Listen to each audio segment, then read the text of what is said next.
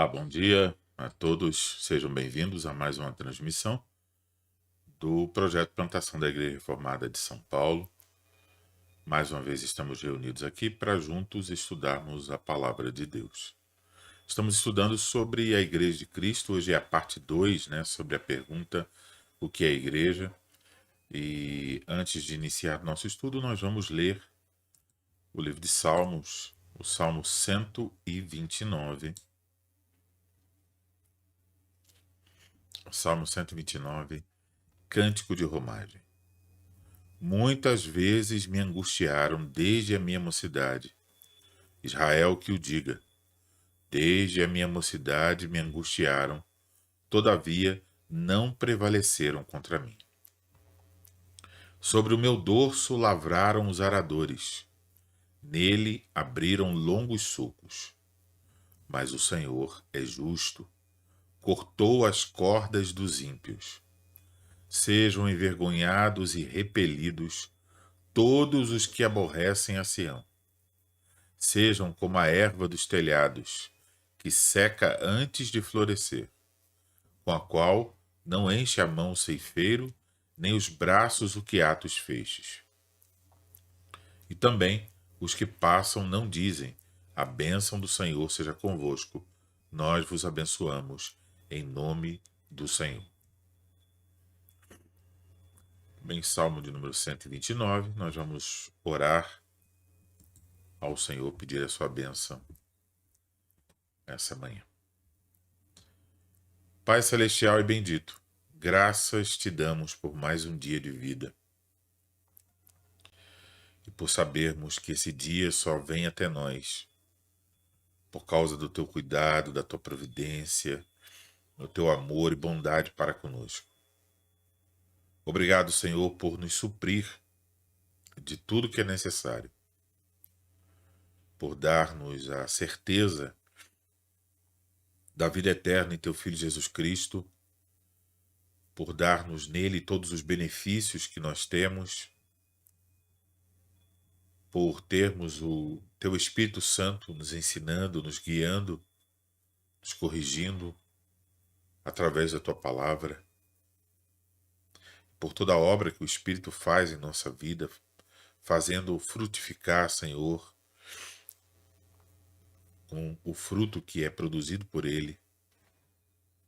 Pedimos, Senhor, tua misericórdia para que, mais uma vez, nesse dia, nós sejamos capazes de um modo especial, dedicar-nos mais ao Senhor, à sua palavra, guiarmos nossos pensamentos a Ti, aprendermos de Ti, que o Senhor nos ensine, que o Senhor nos instrua, que a Tua palavra alcance morada em nosso coração e que aqueles que estão ouvindo, né, membros e catecúmenos da igreja, visitantes também, que o Senhor os ajude a compreender o assunto que será tratado hoje sobre a igreja.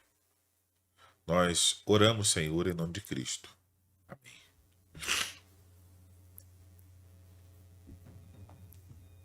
Muito bem. Bom dia aos que aí deixaram seu bom dia, né? A Luma, a Carla, Job.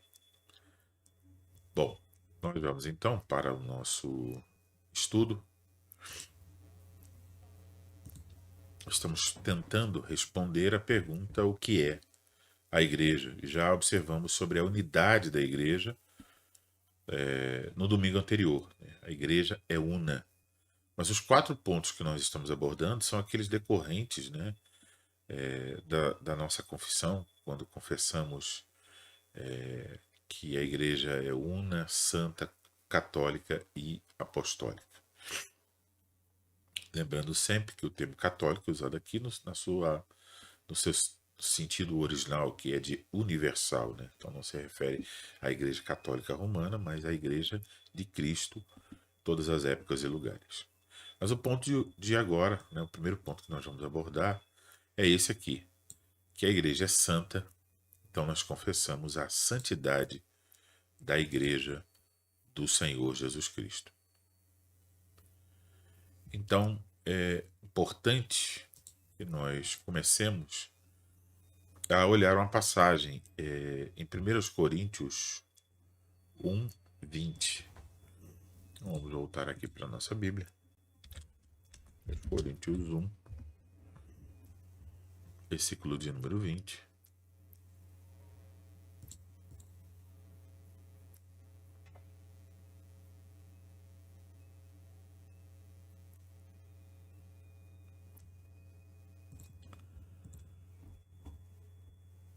Desculpa. 2, 1, 2. 0 a mais aqui na minha anotação. Vamos ler o versículo 1 e o versículo 2, né? Paulo, chamado pela vontade de Deus para ser apóstolo de Jesus Cristo, e o irmão Sóstenes, a igreja de Deus que está em Corinto, aos santificados em Jesus, chamados para ser santos, com todos os que em todo lugar invocam o nome do Senhor Jesus Cristo, Senhor deles e nosso. Então, o apóstolo, no início da sua carta aos irmãos em Corinto, lembra a esses irmãos que eles haviam sido chamados para serem santos, né? Chamados para ser santos, diz ele aqui no versículo de número 2. Por um lado, essa expressão, né, que nos lembra do nosso chamado, porque não é um chamado só para a igreja em Corinto, mas é um chamado para todas as igrejas de Cristo, né? Os membros que compõem essa igreja são chamados para ser santos. Então, é importante aqui notar que na nossa cultura a santidade ela não é valorizada, né? Se por um lado as pessoas ignoram, desprezam completamente, outros usam o termo de uma maneira a imaginar que somente alguns cristãos realmente serão santos e também de sempre colocar, alguns sempre procuram colocar de uma forma negativa. Por exemplo, alguém pode estar numa situação e dizer assim: olha, eu quero logo deixar claro para vocês que eu não sou santo. Então, a pessoa dá ali uma desculpa, né? E basicamente como se dissesse assim: olha, eu sou um ser humano como todos os outros, eu não sou um santo. E dessa forma, a santidade ela acaba ganhando dentro da cultura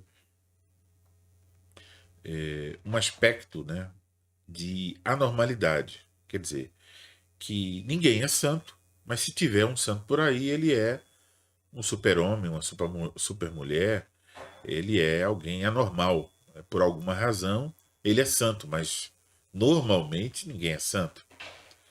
E isso acaba impregnando, inclusive, dentro do cristianismo, dentro da Igreja de Cristo, essa ideia, que também tem relação com o catolicismo romano, né?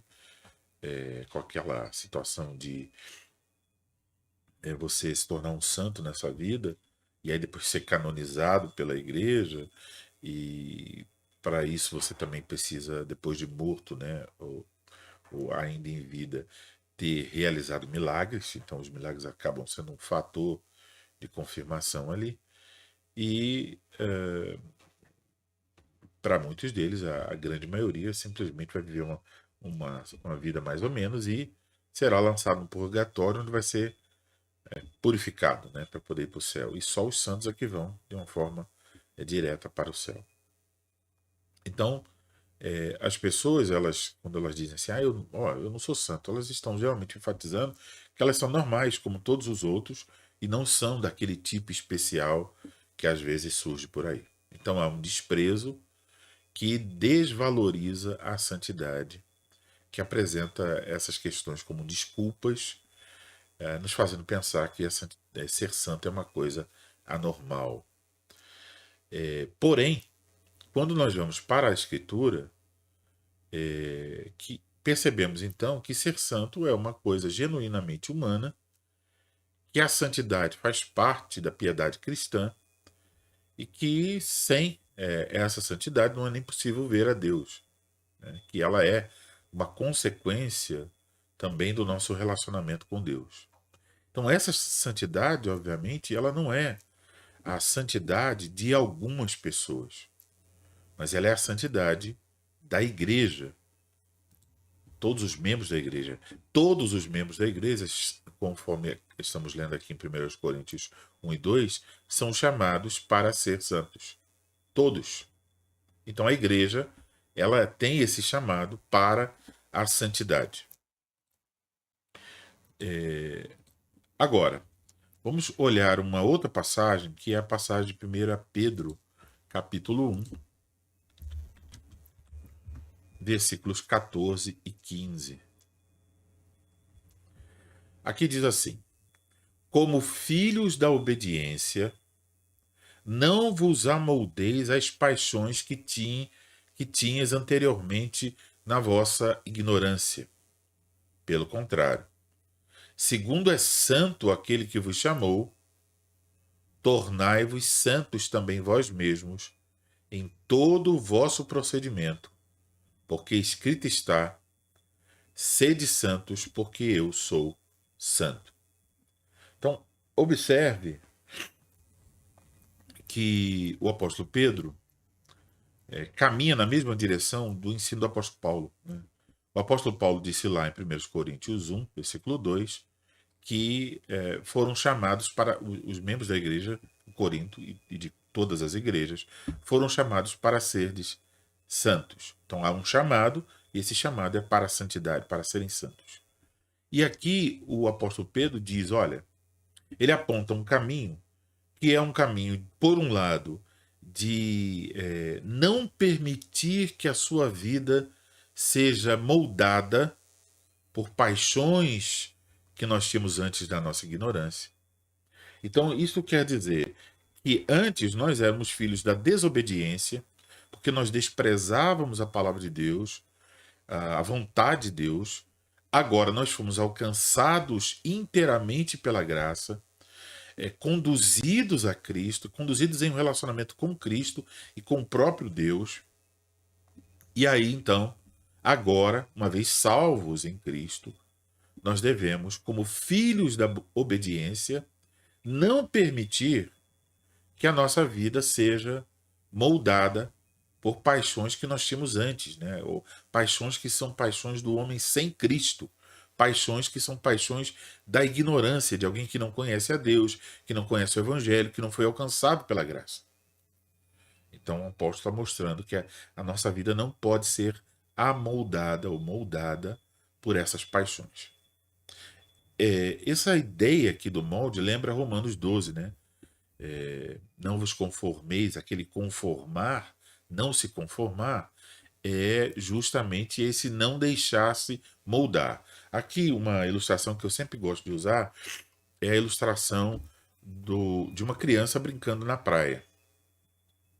Então, quando a criança está brincando na praia, ela pode lá ter a forminha, né, de areia, para brincar na areia, tem a estrelinha, tem o dinossauro, tem a casinha, etc.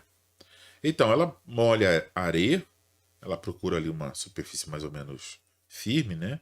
E ela bota aquela areia dentro da forma e depois ela bate ali na superfície lisa e pronto, a areia que está molhada fica compactada e a areia ganha o formato da forma. A mesma coisa, por exemplo, se você fizer um bolo na forma de coração, se você untá-lo corretamente, né? Ele vai sair inteiro e vai sair no formato de coração. Então, o modelo, o molde, o formato do bolo, ele será de acordo com a forma utilizada para assá-lo. Então, lá em Romanos 12, diz para que nós não deixemos que a forma do mundo molde a nossa forma de pensar. E o apóstolo Pedro aqui está dizendo uma coisa muito parecida. Ele está dizendo, não vos amoldeis as paixões que tinhas anteriormente na vossa ignorância. Então essas paixões não podem ser o molde pelo qual nossa vida será estabelecida. Mas ele oferece então o contraste. Pelo contrário. Quer dizer, em vez de deixar moldar pelas paixões, pelo contrário. Então qual é o contrário? Segundo é santo aquele que vos chamou, tornai-vos santos também vós mesmos em todo o vosso procedimento, porque escrito está, sede santos, porque eu sou santo. Então aqui se evidenciam algumas coisas que nós devemos observar com cuidado. Se nós perguntarmos para esse versículo, esses dois versículos 15 e 16, qual a razão para sermos santos? A resposta é muito clara. Você deve ser santo porque Deus é santo. Então, Deus que chamou você, ele é santo. E ele diz, e já disse em sua palavra, aí está citando a passagem de Levítico 11, 44, Deus diz, sede santos porque eu sou santo. Então, Deus que nos chama à salvação, ele nos ordena isso, que sejamos santos.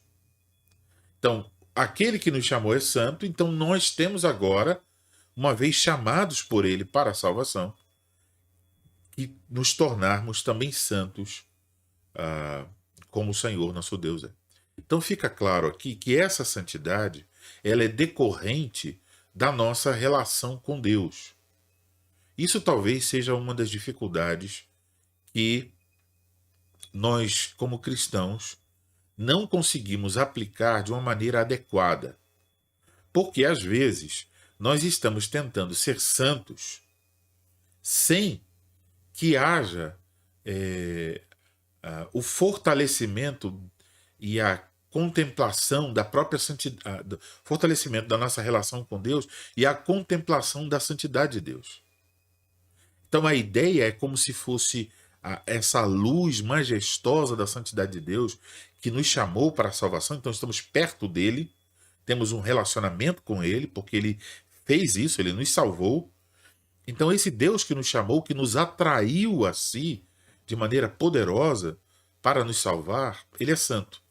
E para ficarmos ali junto a ele, em relação com ele, nós devemos ser santos. Mas essa santidade, ela não é produzida, por assim dizer, por meios humanos.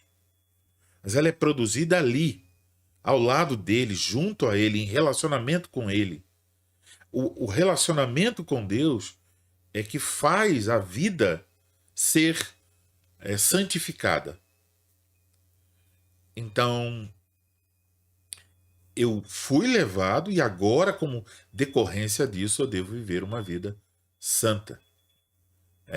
Essa relação com Deus produzirá essa santidade. Se eu não entendo isso, o que acontece? Eu tentarei alcançar essa santidade, porque ela está ordenada, por meios humanos. Então, como é que acontece isso na prática? A pessoa, ela lê passagens como essa: sede santos. Então ela diz, bom, eu tenho que ser santo, tenho que viver de uma maneira santa. A Escritura diz isso, eu ouço na pregação, eu leio a Bíblia, estou lendo, devo ser santo. Mas ela muitas vezes, não está mantendo e cultivando essa relação com Deus Santo. Então é como se fosse assim, Deus é santo, ele diz que eu tenho que ser santo, tudo bem. Mas em vez de procurar me aproximar dele, a minha vida em devoção, em serviço, em deslumbramento de sua glória, eu procuro caminhos meio que automáticos. O que eu posso fazer? O que eu não posso fazer? O que eu posso beber? O que eu não posso beber? Onde eu posso ir? Onde eu não posso ir? Então, eu começo a querer descobrir e procurar avidamente por regras. O problema disso é que isso é um meio artificial. Ele tem a aparência da piedade. Talvez alguém que me olhe vai achar que eu sou piedoso porque eu estou cumprindo determinadas regras, mas muitas vezes a pessoa que está ali cumprindo as regras está com problemas seríssimos em seu coração. Cumpre as regras com uma frieza em relação a Deus, a sua relação com Deus. Então, se torna ali um tipo de cristianismo nominal, legalista, né? Se a pessoa diz, não, eu preciso ser santo, então às vezes ela vai aumentar o grau da legalidade. colocar mais regras ainda. Não posso vestir isso, não posso fazer aquilo. E talvez, e veja bem, aqui é uma ordem, porque é uma ordem dos fatores. Por que acontece? Talvez aquela mesma pessoa, aproximando-se de Deus, amando a Deus, ela vai dizer: não usarei isso. Mas ela vai dizer: não usarei isso porque ela está próxima de Deus, ela ama Deus, ela deseja Deus. Ela deseja viver de modo agradável a Ele, porque está experimentando uma aproximação e um deleite na presença de Deus cada vez maior, que lhe afastará do pecado e das coisas que conduzem ao pecado. Então talvez ela dizer: olha, não vestirei essa roupa mais, não é adequado para mim. Mas isso não porque alguém criou uma regra, não porque ela mesma criou uma regra, mas como parte do seu temor, da sua adoração, do seu serviço a Deus.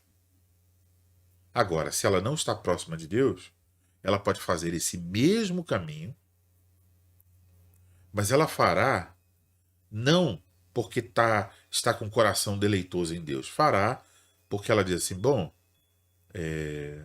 isso aqui é uma coisa que eu tenho que fazer porque eu quero ser mais santo. Então ela faz como uma regra. E, às vezes, ela vai fazer coisas nessas regras que ela nem faria se ela estivesse lá próxima a Deus. Ela teria discernimento de dizer: não, eu posso fazer isso aqui com a consciência tranquila porque eu estou em Deus. Eu posso fazer isso com absoluta certeza. Deus está vendo. Isso aqui não é pecado, eu posso fazer. Minha consciência não me acusa, a palavra de Deus não é contrária. Então ela tem paz. Mas o outro está longe do Senhor, mas está envolvido na religião, ele vai dizer: não, mas talvez isso aqui seja pecado e tal. Aí cria aquelas regras todas e fica vivendo ali bitolado ou bitolada em cima daquelas regras, sem ter um coração aquecido para servir a Deus. Então é preciso entender que o caminho não é que eu começo aqui obedecendo, seguindo um certo padrão moral, ético, de costumes, etc. E aí me torno santo para me aproximar de Deus. Não é isso. O caminho é o contrário. Em Cristo eu fui conduzido a Deus, que é santo, e agora, por causa desse meu relacionamento com Deus, eu virei e viverei de um modo que deseja agradar a Deus. Mas eu vou desejar viver de modo agradável a Deus porque eu estou em Deus, eu estou me relacionando com Deus. Então a santidade dele, por assim dizer, me afeta. O temor me preocupa. O desejo é instigado em meu coração. Eu quero mais do Senhor, eu quero estar mais perto dele, eu quero agradá-lo, eu quero amá-lo. São diferenças significativas na forma de viver uma vida santa. Então, começa com Deus. Segundo, é santo aquele que vos chamou. Então, é por causa da santidade de Deus. E aí Deus diz: sede santos. Então, isso quer dizer que para ser santo, primeiro eu preciso, por assim dizer, contemplar a santidade de Deus. Não é um processo mecânico, tipo, eu leio algumas coisas na Bíblia e eu vejo aqui um livro que tem algumas instruções com regras sobre como ser santo e pá, aplico minha vida dentro daquele quadrado ali e pronto. Não é para ser assim. É para decorrer de um relacionamento com Deus, de um conhecimento a respeito de Deus. Então, lógico, o que está aqui nesse conhecimento? Está a ideia de conhecer quem Deus é, a sua majestade, a sua glória, a sua santidade, a sua justiça. Então, estou vendo essas coisas pela Escritura, mas também tenho um relacionamento pessoal com Deus. Ele está ocupando um lugar central na minha vida. A minha vida, e não parte dela, é toda uma devoção a Deus. Então, quando eu como, quando eu bebo, quando eu assisto um filme, quando eu converso, quando eu brinco, quando eu jogo bola, quando eu ando de bicicleta, quando eu faço judô, quando eu ouço uma música, quando eu trabalho, quando eu lavo a louça, tudo é feito diante de Deus. Então, se eu tenho essa compreensão sobre quem Deus é, e aí temo o Senhor, a compreensão de que tudo que eu faço é diante dele, então a presença dele é permanente sobre a minha vida. Então, se eu o amo, como ápice dessa relação, nesse amor crescente a Deus, então eu vou querer viver de uma maneira santa. Eu quero agradar a Deus. Então, sempre começa com Deus, e não é nós que vamos para lá, mas por causa de estarmos lá é que chegamos a viver uma vida santa, tá? Então isso aprendemos aqui em 1 Pedro capítulo 1, versículos 13 a 15, ser santos como o Senhor. Agora, essa citação de Pedro está vindo de Levítico, né? E o Senhor chamou o seu povo a ser santo e mostrou ali, em diversas passagens em Levítico, a separação, né, que havia em relação ao Senhor e o seu povo. Né? Há por assim dizer, um abismo que separa o Criador da criação. E por isso, ouvimos algumas vezes na Bíblia que há um mar de cristal separando, né, o trono de Deus do restante da criação. Há essa separação. Deus está acima de tudo, de todos, completamente separado. Ele não está contaminado por essas coisas aqui que nós estamos nesse mundo. Então Deus é santo e a santidade dele é proclamada. Por exemplo, naquela famosa passagem de Isaías 6, quando Isaías vê a glória do Senhor. Você lembra, os anjos estavam lá proclamando: Santo, Santo, Santo é o Senhor dos exércitos. Toda a terra está cheia da sua glória. E é interessante observar ali na passagem de Isaías que, enquanto os anjos estavam dizendo Santo, Santo, Santo, e revelavam uma profunda reverência diante do Senhor, porque eles cobriam seus pés, cobriam o rosto com suas asas. O profeta Isaías, quando vê a imagem, né, dos anjos e a glória enchendo toda a casa, ele não é capaz de dizer, de repetir as palavras dos anjos, nem dizer, é isso mesmo. Quando ele é confrontado pela glória de Deus, ele percebe a sua própria miséria. E ele diz, ai de mim. Por quê? Porque ele era um homem de lábios impuros e seus olhos tinham visto o rei da glória. Então, os pecadores não podem permanecer de pé diante da glória, da santidade de Deus. E podemos ver isso, inclusive, no Novo Testamento. Pedro, por exemplo, quando ele teve um encontro com Cristo, e ele percebeu, né, que Cristo não era como ele disse, Senhor, retira-te de mim, eu sou um pecador. Né? Então, fique longe, o Senhor é santo e eu sou um pecador. Agora, e quando a gente olha para Levítico, vê todas aquelas regras sobre roupas, sementes, líquidos corporais, tudo aquilo, todas aquelas regras estavam querendo lembrar o seguinte: Deus é santo, Deus habita no meio do seu povo, o tabernáculo dele estava no centro do acampamento. Então toda a vida ao redor tem que refletir esse entendimento.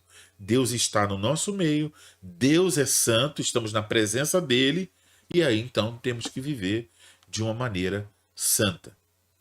Agora, sendo nós pecadores, como é que nós podemos viver de uma maneira santa? Se nós fôssemos pensar isso pela nossa própria sabedoria, chegaríamos ao desespero. Então, Deus requer santidade, mas como é que nós vamos alcançar essa santidade? Lembrando que a palavra santidade tem relação com a ideia de estar separado. Então, quando nós pensamos nisso, devemos pensar na salvação providenciada por Deus. Então, Levítico, por exemplo, é um livro onde você encontra todas essas regras de separação, que estão indicando sede santos porque eu sou santo, mas também tem as regras dos sacrifícios, que eram um meio providenciado por Deus para que o povo fosse purificado dos seus pecados. Então, o próprio Deus quem provê os meios para que nós sejamos limpos. Então, lá no Antigo Testamento, esse meio era justamente os sacrifícios que eram realizados, o derramamento de sangue para a purificação de pecados, para que eles pudessem viver de maneira santa. Então, tinha as estipulações que eles não conseguiam cumprir perfeitamente, então violavam essa santidade, mas tinham um meio de purificar-se dessa imundícia. Então, lá no livro de Levítico, essa ideia, né, do pecado ser retratado como uma coisa imunda, como sujeira, da qual nós devemos ser purificados. Então, por isso, todas aquelas regras de cuidado, apontando para uma realidade mais profunda, que é a realidade espiritual, a respeito da santidade de Deus e da necessidade de que o povo também se mantenha limpo, que o povo seja puro, santo. Então, o sangue apontava para isso, para a necessidade, indicava que o pecador é impuro e que ele precisa ser purificado. E lá estavam todas aquelas cerimônias apontando para isso também. Então, a pureza e a santidade do povo de Deus, a pureza e a santidade devem marcar a vida da Igreja de Cristo. A Igreja de Cristo é chamada para ser santa. Agora, como é que essa santidade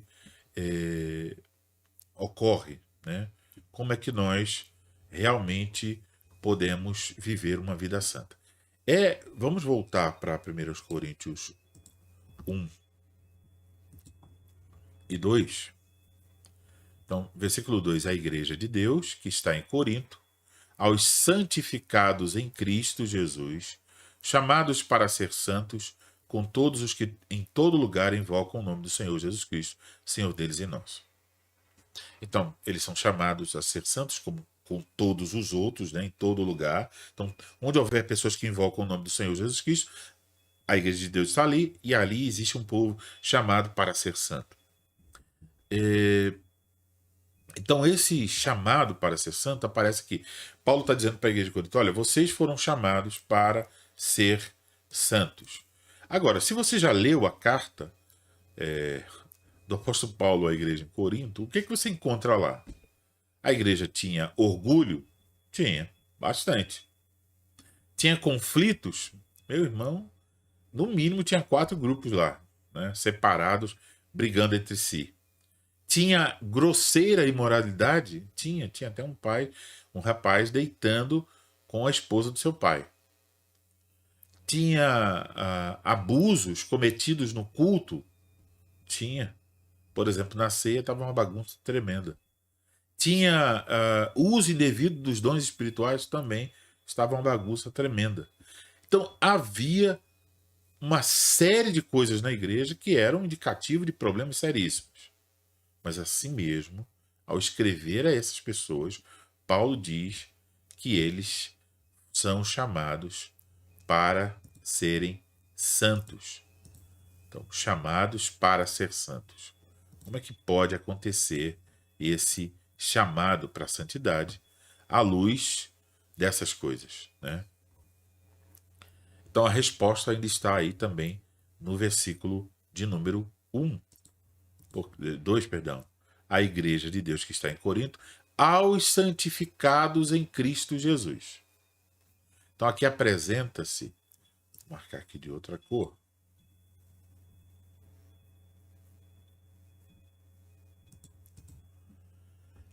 apresenta-se aqui o fundamento para viver essa vida santa. Quer dizer, esse aqui, aos santificados em Cristo Jesus. Então, unidos a Cristo, essas pessoas foram justificadas, Então, quer dizer, elas foram declaradas justas diante de Deus, cobertas pela perfeita justiça de Cristo que lhes foi imputada, mas também diz aqui que por estarem unidos a Cristo, eles foram então santificados. Quer dizer que quando eles foram salvos em Cristo, quando eles foram enxertados em Cristo, unidos a Cristo, eles foram santificados. Essa santificação quer dizer que eles foram separados para Deus. Então eles são retirados do mundo e são separados para Deus. Essa separação ela pode ser percebida em dois aspectos. Um aspecto é que eu fui separado do mundo. Então eu não tenho mais a mesma vida, o mesmo padrão do mundo. Por isso o apóstolo Pedro disse lá no capítulo 1, versículo 14 e 15, né, que não devemos mais viver nos moldes das paixões que tínhamos antes na nossa ignorância. Por quê? Porque nós somos separados do mundo. Mas a outra parte é que nós somos separados para Deus. Pertencemos a Ele. Estamos em relação com Ele. Então, separados do mundo, separados para Deus. Isso é o que acontece com aqueles que são unidos a Cristo. Quando eles são unidos a Cristo, o Espírito Santo os separa do mundo, separados para Deus. Tem a dimensão do que eu deixo para trás, o mundo, e a dimensão desse novo relacionamento, que é um relacionamento com o Deus triuno. Então, sou separado para Deus. Então, essa separação, ela é, em primeiro lugar, uma separação promovida pela obra de Cristo. Santificados em Cristo Jesus. E aí, chamados para ser santos. Então, a ordem é essa. Primeiro, Cristo me separa. E agora, uma vez separado por Cristo, purificados pecados, perdoados, coberto com a justiça de Cristo, Cristo me diz, bom, agora você tem que viver de acordo com isso que foi feito em sua vida. Você foi separado, agora viva como uma pessoa separada do mundo para Deus. Então, o apóstolo Paulo, em Efésios 2,19, diz assim: assim já não sois estrangeiros e peregrinos, mas concidadãos dos santos e sois da família de Deus. Concidadão dos santos. Isso nos une a todos os santos do Antigo Testamento. E agora, isso foi dito aos crentes do Antigo Testamento, e nós podemos dizer agora, também nos une aos santos do Novo Testamento. Então, nós somos o povo de Deus, e é por isso que o apóstolo Pedro, então, nos diz lá em 1 Pedro, capítulo 2,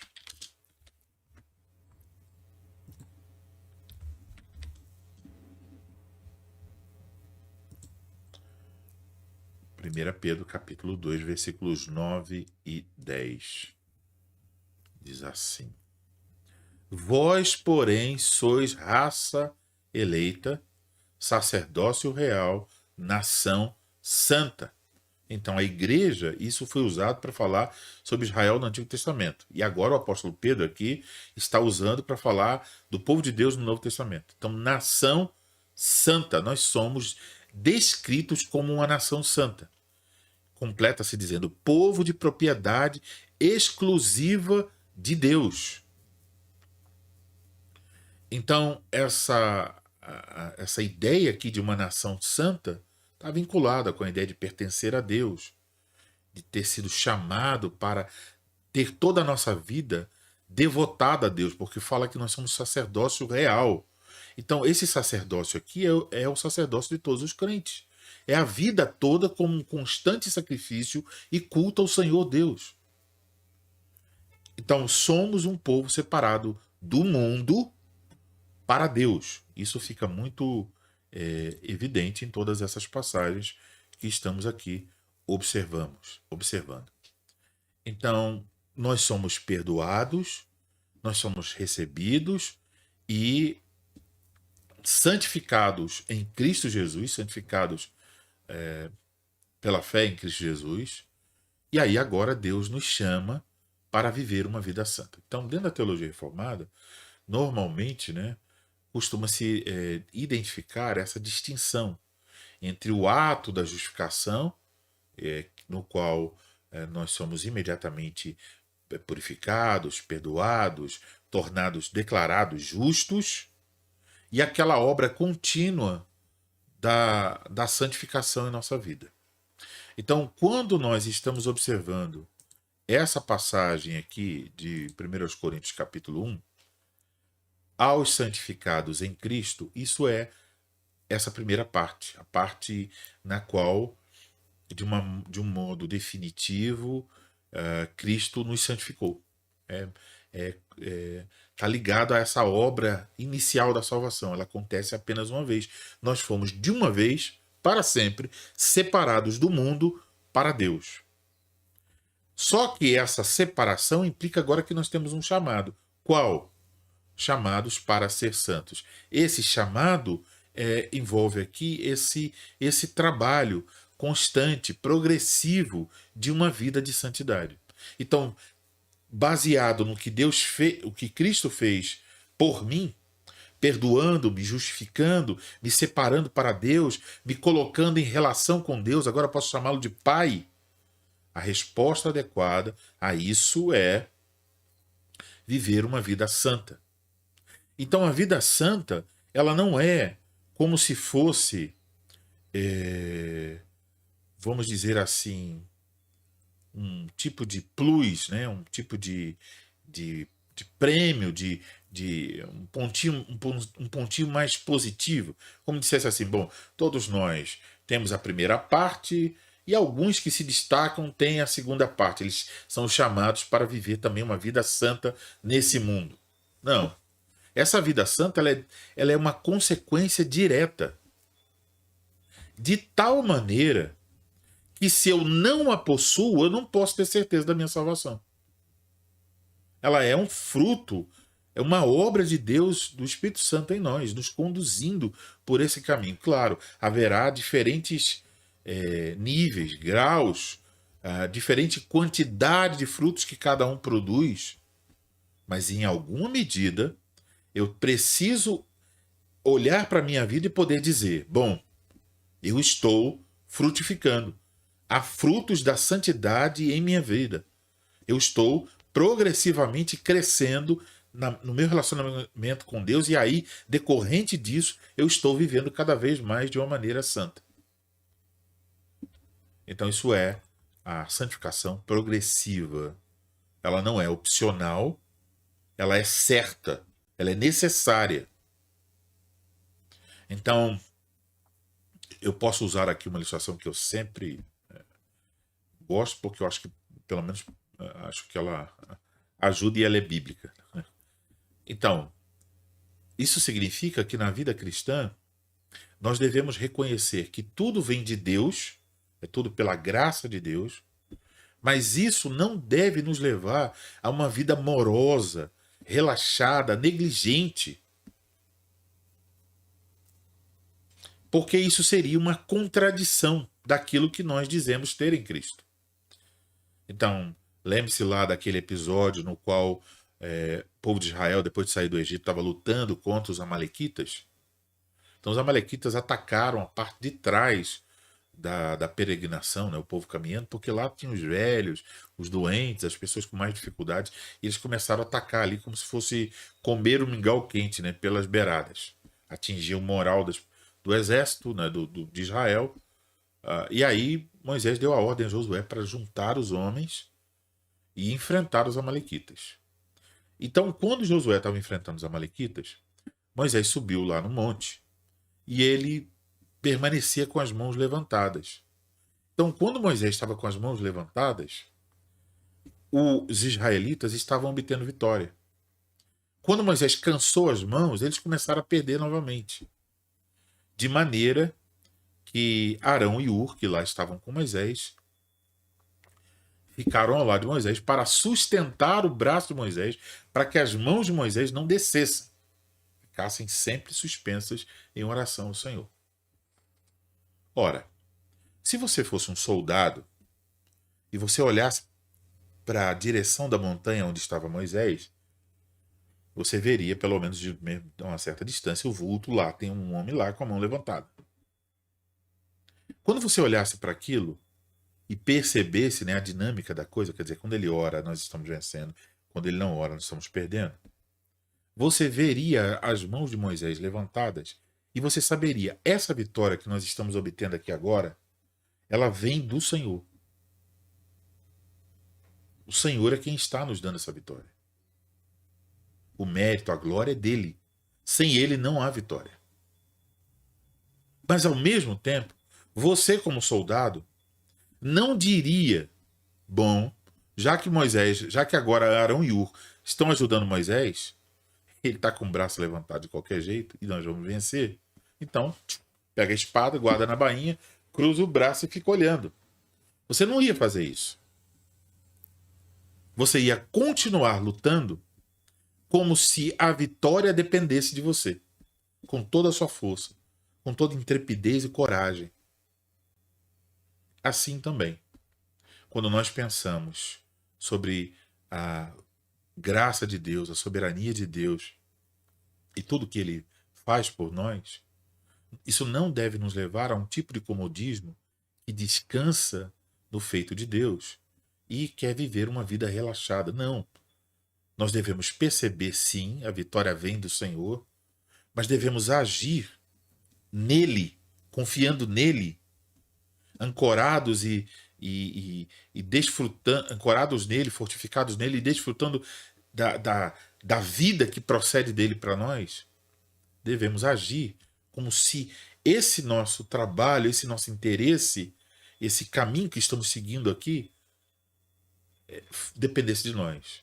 Ou seja, usar toda a nossa força, nossa habilidade, nossa inteligência, tudo para alcançar esse fim que Deus propôs. Quando nós fizermos isso, teremos que declarar, como diz Paulo aos Filipenses, que a vontade de fazer isso veio de Deus. E que a condição para fazer isso também veio de Deus, porque ele realiza tanto o querer quanto o efetuar. Então, você vai usar todas as suas forças naquela direção. A igreja é santa, porque ela é separada por Cristo para Deus. Mas isso tem essa implicação dessa santidade que acontece de uma vez por todas, e como implicação disso, agora que eu estou lá, que eu fui separado, eu devo viver como um separado. E a igreja só poderá viver como separada se os membros que a compõem viverem como pessoas separadas. Essa separação é aquela coisa que o diabo está sempre tentando apagar. Ela é uma separação, podemos dizer, muito clara pela Escritura.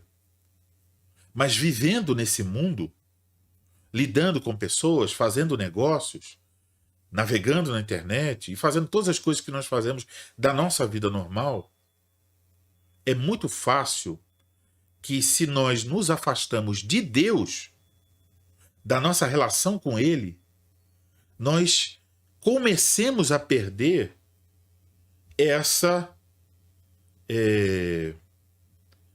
clareza sobre a separação.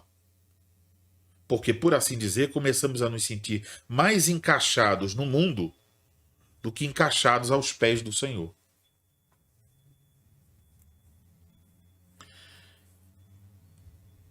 É como se fosse o seguinte, uma outra ilustração que pode ser usada.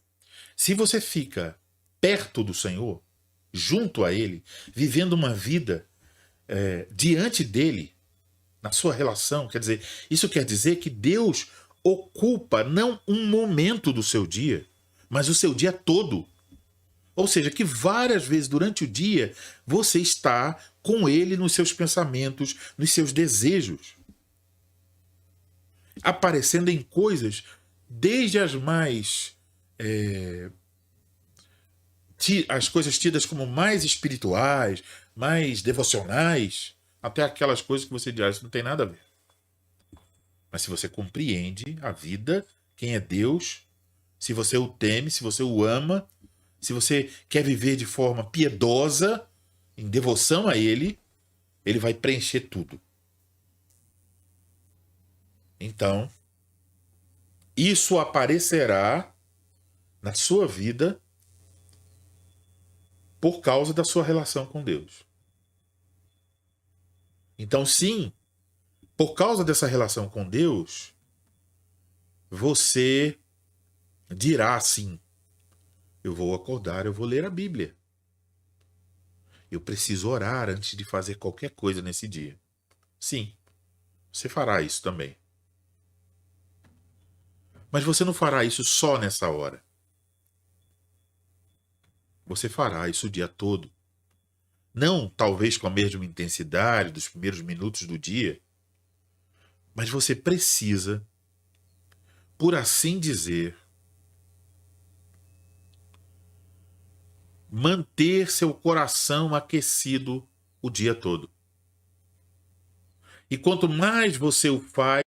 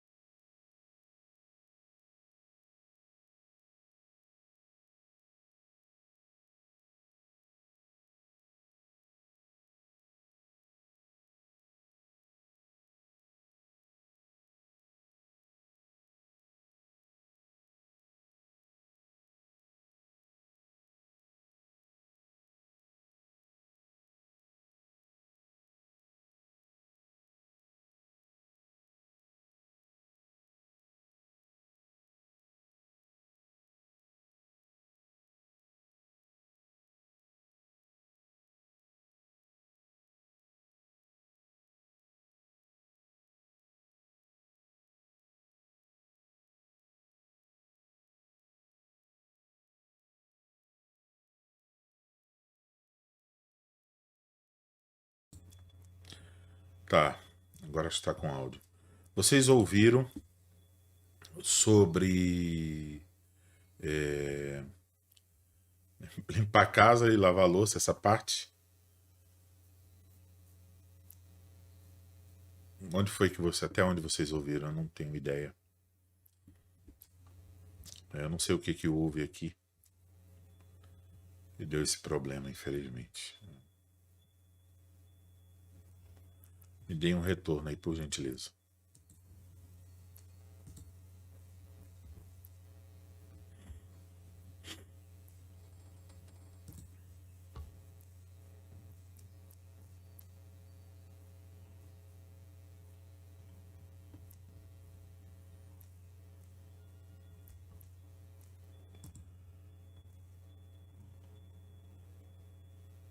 Ah, ok.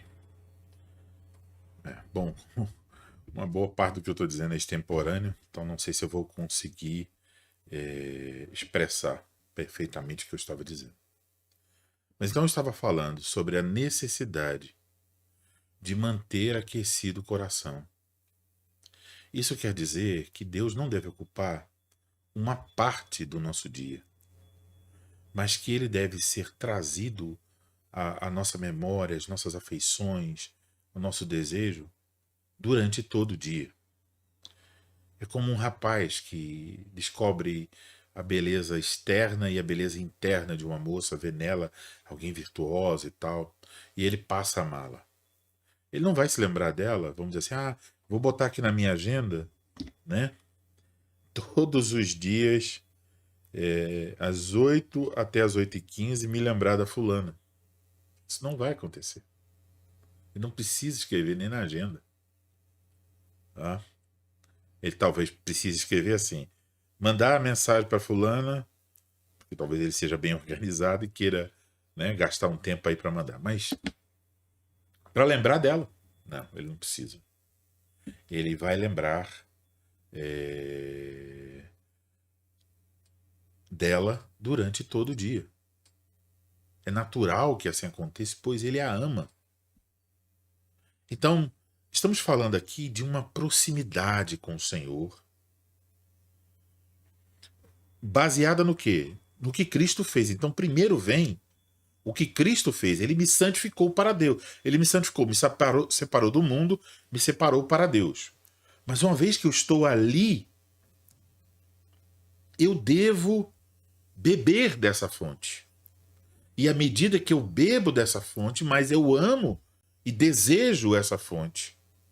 E aí, então, a consequência disso será um viver santo. Essa santidade, obviamente, afetará a minha forma de viver. Quer dizer, eu viverei com o senso da presença de Deus, com deleite em Deus e com desejo de agradar a Deus. Então, sim, essa santidade me impulsionará para, no recôndito do meu quarto, buscar a Deus em oração. Essa santidade me impulsionará para buscar a palavra. E quanto mais eu leio, quanto mais eu oro, mais eu conheço, mais eu confio, mais eu amo, mais eu me deleito. Deve acontecer isso. Mas não será uma coisa que eu farei em algum momento do dia para depois dizer assim, tarefa concluída. Pronto, tarefa concluída, isso aqui eu já fiz hoje, acabou. Não. Se você está vendo a sua devoção a Deus restrita a alguns minutos por dia, você não está entendendo ainda. Ela tem que inundar a sua vida toda. E aí, quando isso acontece, você perceberá disposições do coração que você nem tinha experimentado antes. Quando Deus não fica circunscrito, né, fechado ali só para um momento da vida, mas quando ele inunda a vida toda, você vai perceber algumas coisas bem diferentes. Você perceberá que você é impulsionado não só a orar e a ler a Escritura, mas que você a irmã, a esposa, a mãe, ela olhará para a sua casa e dirá: vou arrumar a casa, vou lavar a roupa, porque eu quero que o meu lar esteja bem organizado. E ela vai fazer isso não porque ela quer comprar um celular novo e quer ganhar um ponto com o marido, para o marido ver a casa arrumada e dizer: ó, parabéns, vou comprar um presente para você. Não. Ela fará isso não porque vem uma visita, mas porque tem uma visita presente constantemente no seu lar, o próprio Deus. Ela está fazendo tudo diante da presença de Deus. Então arrumará da melhor maneira possível. E o marido chegou do trabalho cansado, e ele viu que a esposa esteve o dia todo se esforçando, trabalhando, cuidando dos filhos. E de repente ele vê aquela pia cheia de louça, e ele diz: rapaz, eu vou lavar essa louça. Ele não vai lavar a louça porque ele quer receber um elogio da esposa. Ele não vai lá lavar a louça para que a esposa tire uma foto e poste no Instagram. Ele não vai lavar a louça porque ele diz assim para ela: ó, vou lavar a louça aqui, mas mais tarde eu quero troco, com segundas intenções. Não.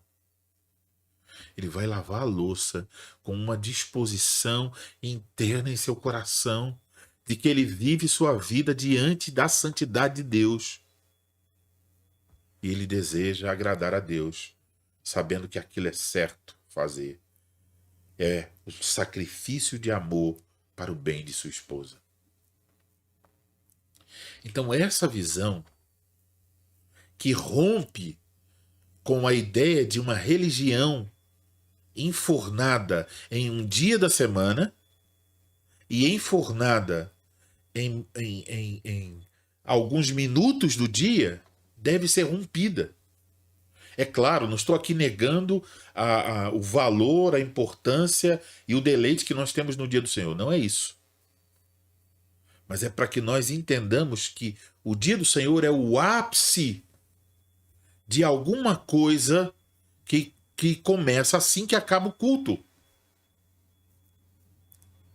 É como se acabou o culto, você começa a catar as lenhas e acender o fogo. Quando chegar no domingo, o fogo está crepitando em altas alturas. Porque você esteve ali a semana toda adorando a Deus. Então o culto nunca será para você, com essa disposição de coração, uma chatura. E você perceberá que quando você ouvir a pregação, ela não vai bater em você apenas intelectualmente, né? Você dizer, oh, o pastor fez bons pontos aqui, o pastor trouxe umas palavras interessantes. Você não será saindo da pregação simplesmente dizendo interessante ou verdade. Você sairá humilhado e dizendo, Senhor, tem misericórdia de mim. Eu quero te amar mais, eu quero te servir. E eu quero viver por esse caminho que foi apresentado. Isso vai ser visto na segunda, quando você orar e clamar pelo mesmo assunto do domingo. Mas muitas vezes parece, e aí não estou falando de pessoas de outras confissões, estou falando de pessoas de confissão reformada mesmo, que estão lá falando sobre puritanos, Calvino, Lutero, nas redes sociais. Ouvem a pregação no domingo, mas quando chegam na segunda, suas mentes estão totalmente desligadas de tudo aquilo. É capaz de alguém perguntar assim na segunda: olha, ontem à noite teve jogo. E ela talvez não assistiu o jogo, porque estava talvez no culto, né? Mas ela na segunda se informa. Alguns até farão isso no dia do Senhor. Aí se informa lá e vai dizer assim: ah, o jogo foi tanto, 2-0. O gol de fulano nos 41 minutos do primeiro tempo e de ciclano aos 13 minutos do segundo. Foi de cabeça, foi assim, assim, assim. Fulano foi substituído com tanto tempo. Ciclano levou um cartão amarelo. Qual o texto da pregação? Ah, rapaz, foi algum profeta menor, eu não estou agora lembrando. Mas eu sei, eu guardei, mas eu não sei, assim, eu sei que foi muito boa a pregação, mas qual foi o assunto? Então, isso demonstra a nossa fraqueza, nossa debilidade de estar vivendo um tipo de cristianismo que não se alegra em Deus. Então, não estou dizendo aqui que assistir buscar notícias numa segunda-feira, por exemplo, sobre o seu time, seja pecado. Não é isso. Mas o que eu estou querendo dizer são os critérios da prioridade, dos valores, da importância. Isso é o que nós precisamos perceber. Então, a igreja não é que alguns membros são chamados a essa vida de viver a vida diante da santidade de Deus, separado do mundo, separado para Deus, mas a igreja toda. E, obviamente, se nós estamos na presença de Deus constantemente, e eu vou desenvolver esse assunto daqui a algumas semanas, que eu vou começar a estudar com vocês sobre a vida piedosa, que eu acho que eu já devia ter feito isso. Quando nós pensamos sobre essa santidade, é uma santidade que afeta tudo. Afeta a forma como você vai educar seus filhos. Afeta a forma como você vai lidar com televisão, com internet, com redes sociais, com séries, com filmes. Eu não estou falando aqui meramente de filmes que tenham imoralidade, né? Mas tudo é avaliado. Os livros que você vai ler, tudo é avaliado sobre esse prisma de que você foi separado do mundo para Deus. Seu, sua educação dos filhos será diferente. Seu lazer será diferente. Os objetivos para você estudar serão diferentes. A sua forma de escolher uma profissão será diferente. A maneira como você executará suas atividades no trabalho será diferente. A maneira como os amigos que você procura serão diferentes. Uma diferença, há uma linha divisória. Essa linha foi anunciada no seu batismo. Ontem na catequese mencionei para Tiago e Raquel, disse, olha, na forma batismal, por exemplo, quando foi a Sarinha foi batizada, né? Quando Sara foi batizada, foi lida dessa forma. E na forma litúrgica do batismo, menciona dois eventos. Menciona a passagem pelo Mar Vermelho e menciona o dilúvio. Então, o que aconteceu no dilúvio? 8 pessoas foram colocadas por Deus dentro da arca. Deus ordenou a construção e disse que eles lá ficassem, fechou a arca por fora. Derramou chuva. Essas pessoas, família de Noé, foi separado de todo o restante da raça humana. Eles foram separados por meio da água. A água indicou a separação entre os salvos e os que estavam condenados.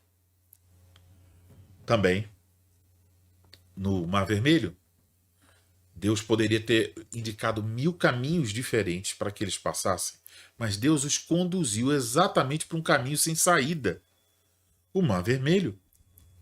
Deus fez isso de propósito, fazia parte da sua providência sábia, para que eles aprendessem a confiar no Senhor, mas também por outras razões. E uma delas é que ali Deus revelou que de uma maneira definitiva os laços seriam rompidos com os egípcios. Deus separou seu povo para si mesmo e Deus destruiu os egípcios.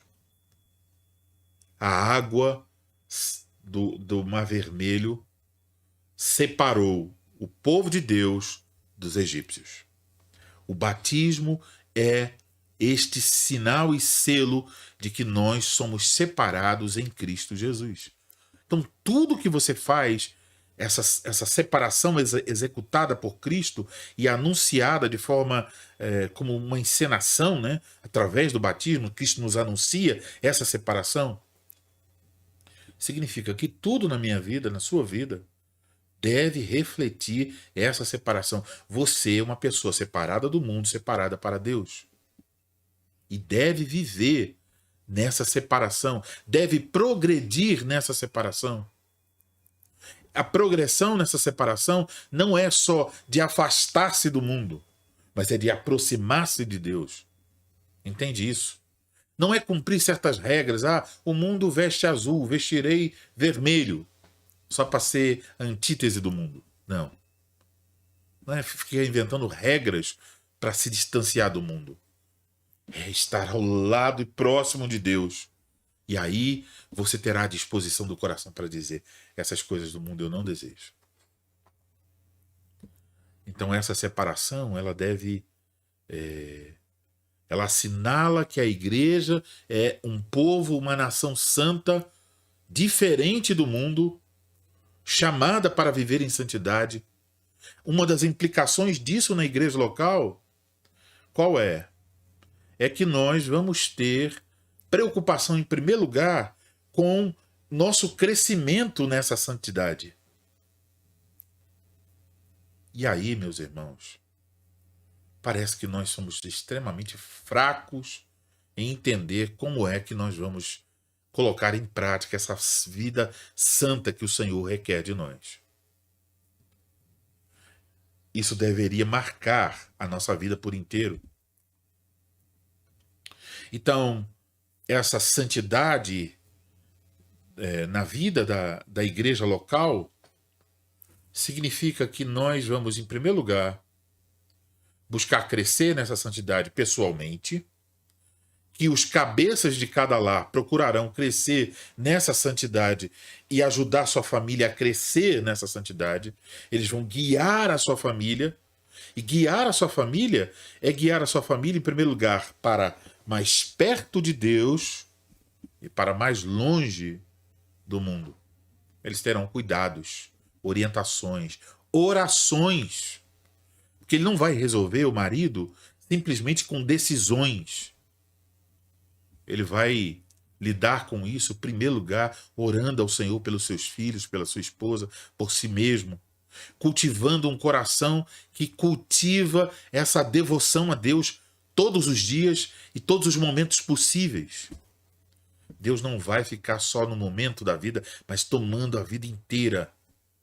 Então, as finanças da casa, a arrumação da casa, os estudos dos filhos, os devocionais em família, o lazer em família, o trabalho do marido, o trabalho da esposa e dos filhos, tudo regulado por essa vida que deseja agradar a Deus, pela vida separada para Deus, a vida de sacerdócio santo para Deus. E isso, então,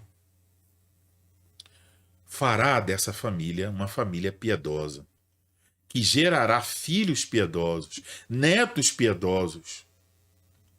É claro, isso envolve não só a prática, que é necessária, como já tenho demonstrado, mas envolve também o conhecimento.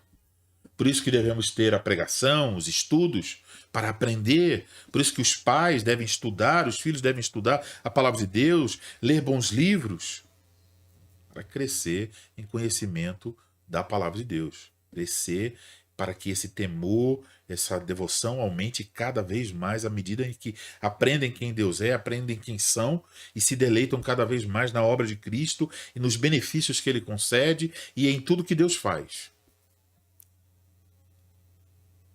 Então, se perguntamos sobre essa vida piedosa, daqui a alguns dias a gente vai estudar sobre isso. Uma das coisas que vai aparecer no nosso estudo é que a primeira coisa para isso aí é cultivar um temor a Deus. Se você corre pela Bíblia, você vai ver a repetição de que para alguma pessoa ser sábia, então quer dizer, em outros termos mais coloquiais, para que alguém saiba o que fazer na vida, tomar as decisões certas, agir corretamente, pensar corretamente e agir corretamente. Primeira coisa necessária é temer a Deus. Se fizer uma pesquisa com muitos crentes, o que é o temor de Deus, eles terão dificuldade de explicar, eles não sabem direito.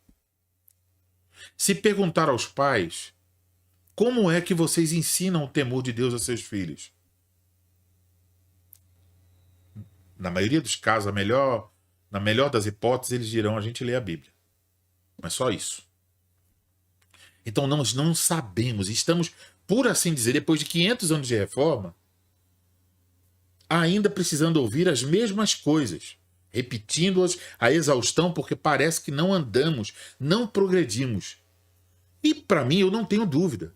A razão para essa falta de progresso na vida daqueles que se confessam como cristãos reformados, e sempre ficar repetindo os mesmos temas, e sempre ter que aprender as mesmas coisas, ensina para o pai, e você espera que o filho vai saber, aí quando o filho se torna adolescente, não sabe. Torna-se um rapaz, um homem, não sabe, se tem que repetir de novo. Porque o pai não foi capaz de ensinar. Coisas simples. E por que tem esse buraco aí? É porque o escritor aos Hebreus, pelo Espírito Santo, diz: faltou que vocês exercitassem para discernir entre o bem e o mal. Então, a piedade, como diz a Escritura, ela precisa ser exercitada. Então, não é apenas conhecida, achar bonitinho, olha, como os puritanos eram tão fiéis, como eles eram tão santos, eu fico admirado com a santidade dos puritanos, e você acha que você não foi chamado para essa mesma santidade. Então, de certa forma, o que tem acontecido nós nos deleitamos em admirar a santidade dos puritanos, dos reformadores, quando nós deveríamos estar vivendo diante de Deus de tal modo que outras pessoas olhassem para nós e desejassem viver da mesma forma como nós vivemos. Então, se nós estamos pensando no início de uma congregação aqui em São Paulo, nós deveríamos pensar nesses termos. Deveríamos pensar que nós temos uma responsabilidade. Então, primeiro, a sua responsabilidade, qual é? É com você mesmo. Cuida de ti mesmo. Em segundo nível, a sua responsabilidade, se você é o líder da casa, é com sua família. E se você faz um bom trabalho aí, se todos os homens, ou a maior parte deles, faz esse trabalho, isso se reflete na comunhão dos santos. Se os cabeças dos lares são santos e seus lares são santos, quando nós nos reunirmos, será a reunião dos santos. A igreja é a reunião dos santos. A nação santa. Então, mesmo quando houver alguns que estão com mais lutas, fraquezas, os demais vão ajudar, orientar, orar, apoiar, e a igreja crescerá junta, em santidade. Isso é a implicação.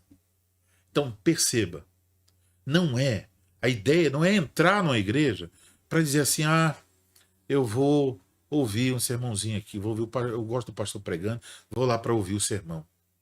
Quando você entra na igreja, você está assumindo responsabilidades que estarão lá de qualquer jeito se você é salvo. A responsabilidade de cuidar de si mesmo, de cuidar de sua família e cuidar dos seus irmãos em Cristo. De ajudá-lo, de orar por eles. Então, a igreja é santa, porque Cristo nos santificou. Mas nós somos chamados agora para vivermos em santidade. Eu vou parar por aqui, que hoje até me estendi mais do que o tempo que eu costumo me estender.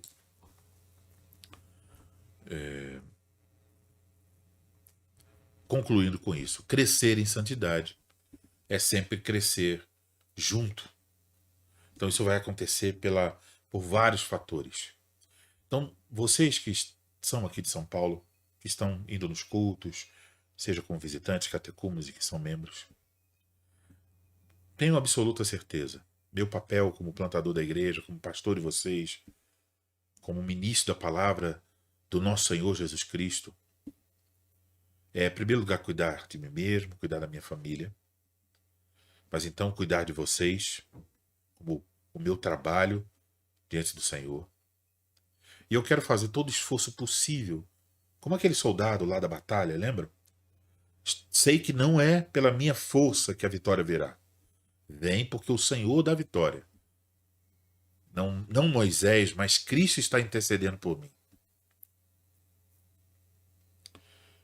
Mas assim mesmo, eu quero usar todo o meu esforço para que nós cresçamos juntos, para que vocês entendam certas verdades, para que vocês cultivem uma vida que louve a Deus, para que essa congregação que nasça não simplesmente enchendo-se de pessoas que nada querem com Cristo, que nada querem com a vida santa, que nada querem com as implicações de ser uma igreja, mas só que querem sentar e assistir uma pregação.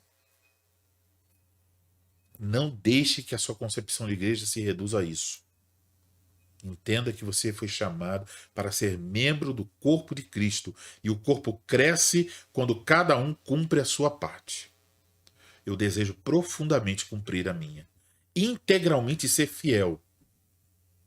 Eu espero que pela graça de Cristo eu seja achado fiel. Mas pense o mesmo, porque se todos vocês que estão chegando à igreja pensarem assim, Deus usará a nossa pequenez e insignificância para a glória do seu santo e bendito nome. Se você concorda com isso, diga aí pelo menos no recôndito da tua casa: amém, Senhor. Assim seja. Faça assim comigo. Me conduza meu coração como se eu fosse um alfinete e o Senhor é o imã. Me atraia a ti mesmo e me faz viver uma vida santa, piedosa, a começar aqui, no meu coração, a estender-se para a minha família e estender-se para a tua igreja. Deus abençoe vocês. Deus conceda a vocês a sua graça. Permitindo o Senhor, continuaremos na próxima semana. Nós ainda vamos ver sobre 2 pontos, né? Tanto a catolicidade da igreja, quanto o fato que a igreja é apostólica. Então, vamos ainda ver esses 2 pontos. É provável que esses 2 pontos serão concluídos semana que vem. E depois eu vou iniciar um estudo sobre a piedade cristã. Eu estou muito interessado em estudar e pensar também sobre como os pais podem guiar os seus filhos por esse caminho da piedade. Então tenho meditado, tenho orado, não só lido, né, porque a leitura é uma parte, mas eu tenho orado, pedido a Deus realmente que me dê sabedoria para pensar nesses assuntos todos. Então ore também nesse sentido para que eu possa oferecer não só ajuda a vocês, mas também que eu possa oferecer algum tipo de recurso que seja útil às famílias cristãs para mostrá-las como aplicar certas coisas a respeito da piedade no lar, tá bom? Deus abençoe, Deus conceda a vocês sua graça. Hoje nós vamos estar reunidos mais uma vez. Nós vamos ter o privilégio hoje de ouvir ainda a exposição em Sofonias, capítulo 1, versículo 7 a 18.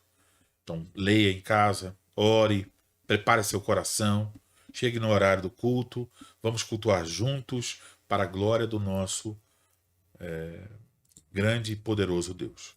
E se tem alguém assistindo a transmissão e não costuma nos visitar e deseja fazê-lo, por favor, veja lá no Instagram ou no Facebook página da igreja e entre em contato para confirmar a vaga, para que seja garantida uma vaga para você está conosco no culto, tá bom? Vamos orar. Pai Celestial, Deus bendito e eterno, te agradecemos por tudo que Cristo fez e faz por nós, pela separação que Ele efetuou. E agora pedimos que o Senhor nos ajude para vivermos vidas santas, como uma consequência direta da relação que nós temos com o Senhor. Que a luz do teu rosto brilhe sobre nós. Que o Senhor nos encaminhe maturidade. Que nós sejamos parecidos mais e mais com Cristo Jesus, nosso Salvador. Que o nosso amor ao Senhor aumente.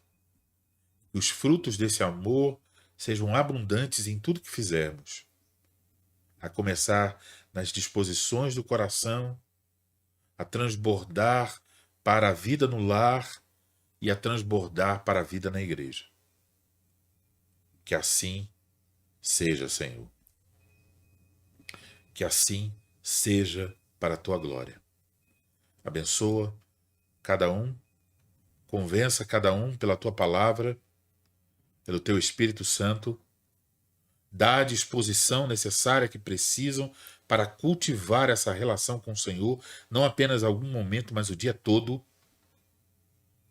Que aprendam o significado de orar sem cessar, que aprendam o significado de o Salmo 1, antes tem o seu prazer na lei do Senhor e na sua lei medita de dia e de noite. Faz com que isso inunde nossa vida, nossos pensamentos, nossas palavras, e molde nossos desejos, nossas motivações. Que o Senhor faça isso para a glória do teu santo e bendito nome. Nós oramos assim, em nome dele. Amém. Deus abençoe. Permitindo o Senhor, hoje às 16 horas estaremos reunidos para o culto ao Senhor, nosso Deus. Obrigado. Até a próxima.